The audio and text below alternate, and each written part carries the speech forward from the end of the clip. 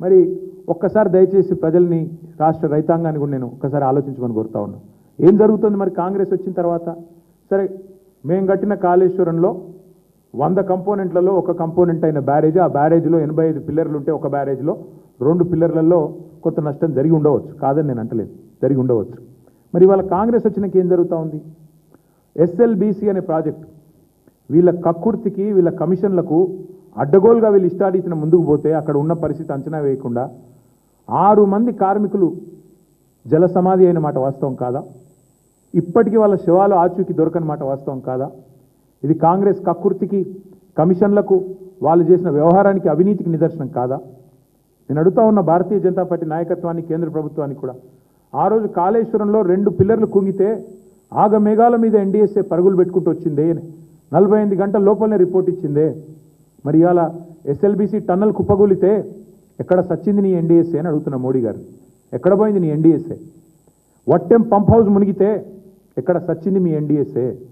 ఎక్కడ ఉన్నారు ఎన్డీఎస్ఏ వాళ్ళు, కేంద్ర ప్రభుత్వ పెద్దలు? మాకు కనబడ్డం లేదా? సుంకిశాల కూలిపోతే, రిటైనింగ్ వాళ్ళు కూలిపోయి 120 కోట్లు నష్టం జరిగితే ఎక్కడ సచ్చింది మీ ఎన్డీఎస్ఏ? బతుకుందా అని ఏ రకంగా వీళ్ళిద్దరిని అర్థం చేసుకోవాలి తెలంగాణ ప్రజలు?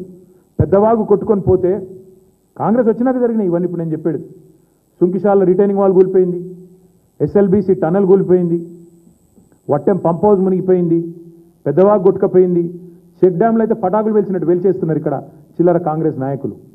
చెక్ డ్యాంలనే పేల్చేస్తున్నారు ఇష్టం వచ్చినట్టు. ఎక్కడ సచ్చింది ఎన్డీఎస్ఏ?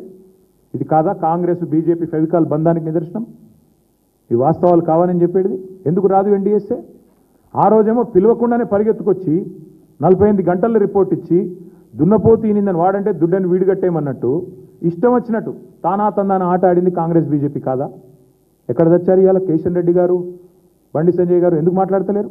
ఎస్ఎల్బీసీ టనల్ కూలిపోతే బీజేపీ వాళ్ళు మాట్లాడరు, వట్టెం పంప్ హౌస్ మునిగితే మాట్లాడరు. ఏమైంది మరి?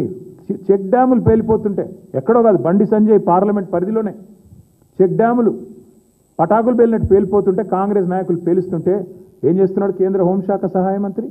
కేసు పెట్టి 4 లోపల ఏరాదా? మరి ఏంది మీ ఇద్దరి మధ్యన ఇంత ఫెవికాల్ బంధం? ప్రజలు చూస్తలేరా? రైతులు గమనిస్తలేరా? అందుకే మేము అనేది దొందే.